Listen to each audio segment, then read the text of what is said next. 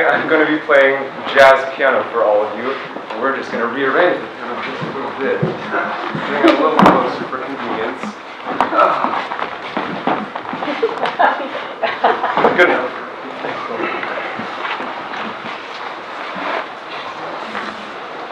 I want to begin with a brief history between myself and the piano. I started playing the piano around the age of 7 and was primarily taught by my father. I played classical piano for 7 years before I decided to stop at the age of 14.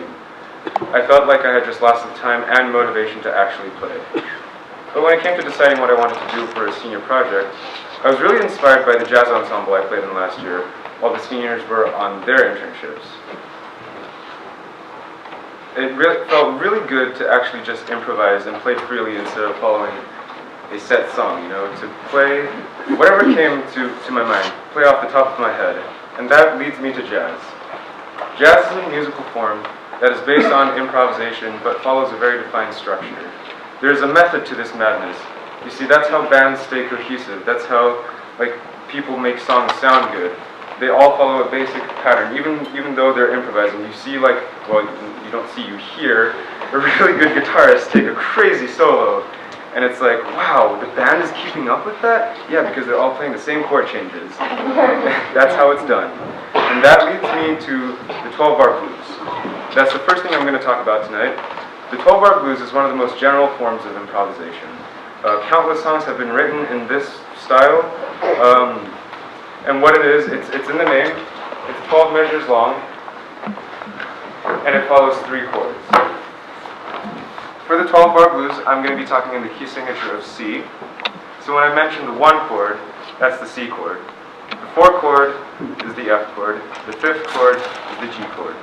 Before I get to improvisation, I really just want to play you a demonstration of what the 12-bar blues sounds like in its simplest form.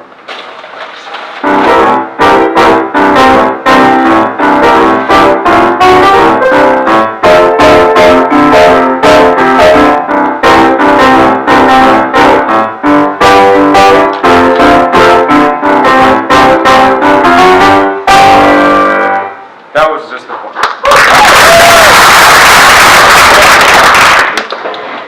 Of course, because I'm improvising, I can play a bunch of scales over this, and what better to use for the 12-bar blues than the blues scale? And first and foremost blues scale I'm going to be using is the C blues scale. Of course, because there are 3 chord changes, I don't have to limit myself to just the C blues. I can play the F blues scale, or the G blues scale. And of course, because I'm improvising, I don't have to play the scale up and down. I can improvise, I can break it up, I can play a bunch of patterns I want to, or whatever comes to mind, really. And of course, because I'm not playing a trumpet or a trombone, I can really play a lot more chords than just single note improvisation. I forgot to mention, the 12-bar blues, I just want to give you the layout of it so you can listen when I play for you soon. The first 4 measures of the 12-bar blues is based upon the C chord.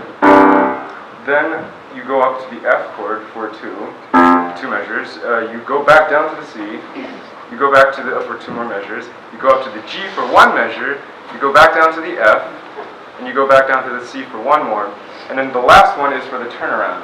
Now I should tell you that the turnaround is typically when a musician signals to the band or to the audience that they're going to restart the piece all over again, to the 12 bars essentially. That they're going to play 1 more round of it, and if I didn't want to continue, if I really wanted to just end my piece, what I could do is just play a simple finish. I'm going to play for you now a couple of times through the 12-bar blues, and I want you all to listen out just for the turnaround and, well, the improvisation. This is going to be off the top of my head, essentially.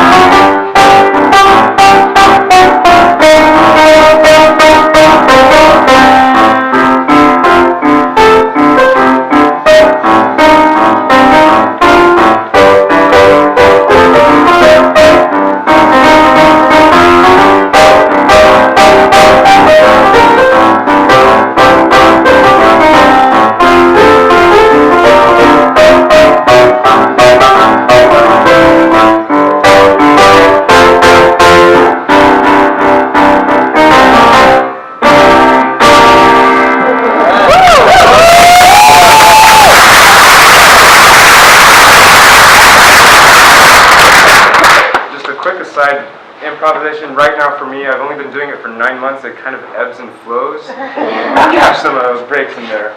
I meant to press the whatever. Continuing on, the next part of my presentation is Satin Doll. Satin Doll is a jazz standard. I'm sure all the jazz musicians in here know it. Written by Duke Ellington, and I'm only going to be playing this piece, and the reason my mentor, Rafe Tassar, who's here tonight, and I chose this, is because we wanted to present to you, the audience, a way of demonstrating the different jazz techniques a lot of musicians use to really make a song sound better, because we thought about it. If I had brought to you a bunch of songs that I had already, mastered and just dazzled you, I really wouldn't have the time to explain to you what the process behind jazz is. And so I only bring to you tonight Satin Doll. And let's get started. Satin Doll is a song that's 32 measures long. It follows the AABA format, the A being the primary melody and the B being the bridge section. Each section is 8 measures long, and I want to play for you right now just the simplest version of Satin Doll. I'm going to play the chords, and I'm going to play the single note melody.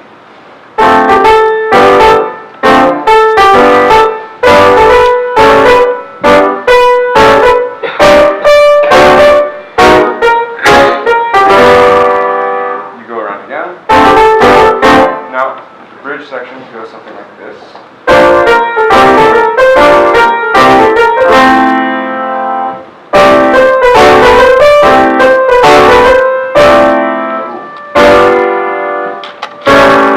You go around one more time for the 8 measures.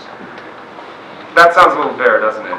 Now, to make it better, one of the simplest ways one of the most common ways, I shouldn't say simple, one of the most common ways of making a song sound fuller is just adding a bass line. And one of the most common bass lines is using the root and fifth system. That would make my left hand sound something like this.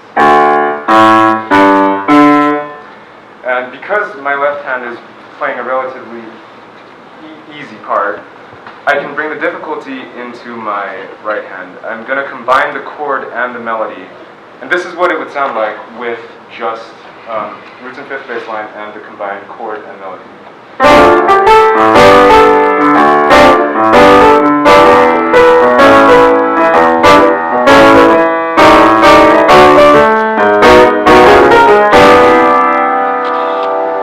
Another really common bass line is the walking bass. I'm sure if you listen to any jazz, you've come across a song that has one of these. It's a quarter note progression that follows a scale-like pattern. That's essentially all it is.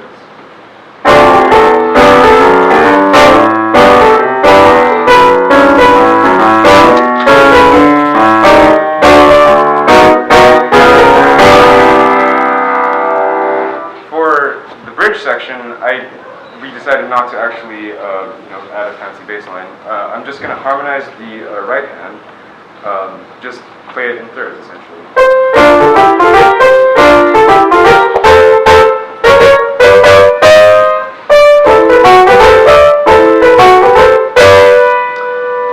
And one of the hardest bass lines I learned through jazz piano is the stride bass.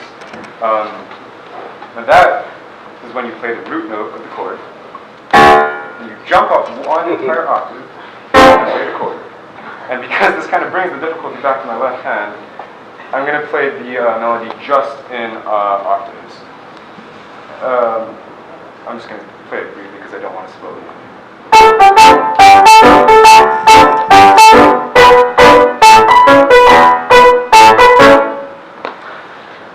What I'm going to do as the final part of my presentation is play 32 measures of Satin Doll, using all of these techniques I've learned in jazz to really just make the piece sound fuller, make it sound like it's a really good and full song.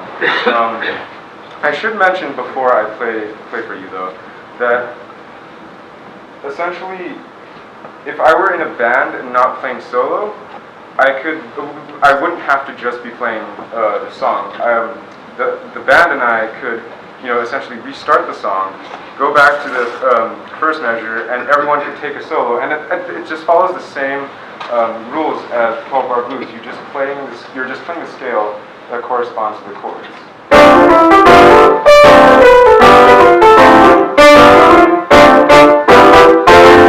And you have to follow the song, of course. And when Satin Doll moves up,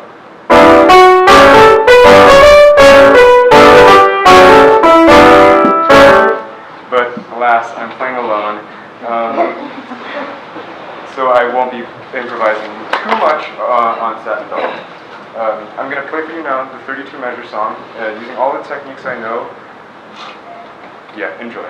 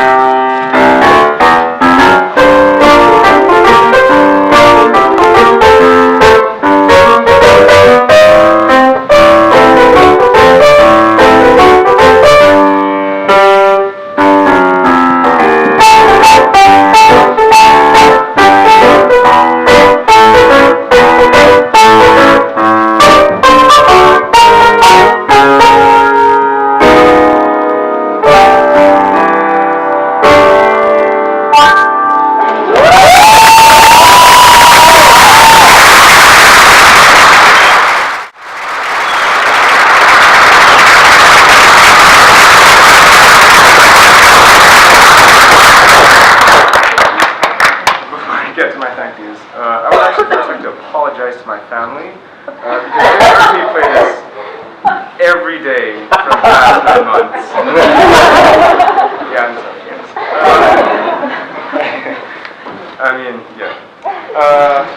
Of course, through this project, I've really gained a deeper understanding of jazz. Before taking on this project, I would have thought, like a lot of jazz just sounds like surrealist car alarms. But now that I understand how it works, I love it so much more. All right, let me get to my thank yous.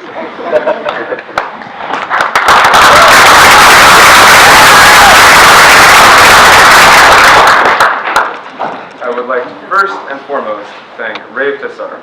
He has been mentoring me for the last 9 months. He has provided so much insight into the music world for me. He has taught me, everything I know about jazz, really. I've not only learned so much about jazz and the piano, I've just gained a better appreciation for music as a whole. I would also like to thank Bill Pernice. He's my in-school mentor. He has given me great advice on my project, and he's helped me work through some difficulties I had on improvising a while ago. I'd also like to thank my family, of course, for the playing and all that, and for just being so supportive. I would actually shoo my mom away occasionally because she'd come down and listen, and there were works in progress, and I love that she appreciates it. Thank you.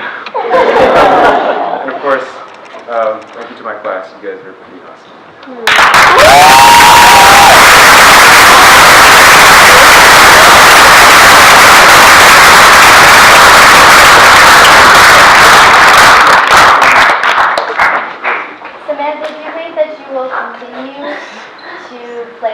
Piano, like throughout college and your I think I'm going to continue playing the jazz piano. Yes.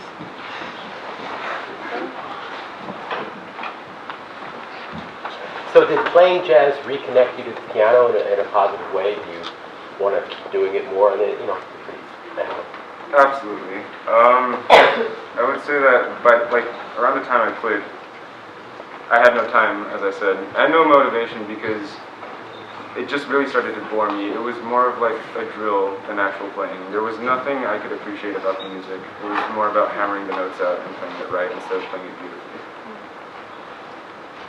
Do you plan on learning any other jazz instruments? I don't know. I can, play the trombone, but maybe I can take something else. I don't know yet. Usually it is. Is there an artist or a style or technique that's inspired you that you plan on working on in the future? Yeah, I really like Oscar Peterson. He's, two actually. Oscar Peterson, he's a really good jazz pianist. If you look up on YouTube, you can find him improvising just on the C blues, and he goes on for 8 minutes, and you're not bored for a single second. It's one scale, and it's just so good. Overall, one of my biggest musical influences is probably Richard Wright. He's the pianist for Pink Floyd, which I'm sure you know I love. He plays, he can't be considered the most technically skilled pianist out there, but what he plays is some of the most wonderful stuff I've ever heard, and I'd say he's definitely been an influence on my style. Joseph. Do you have a favorite jazz standard? Oh, take 5A section.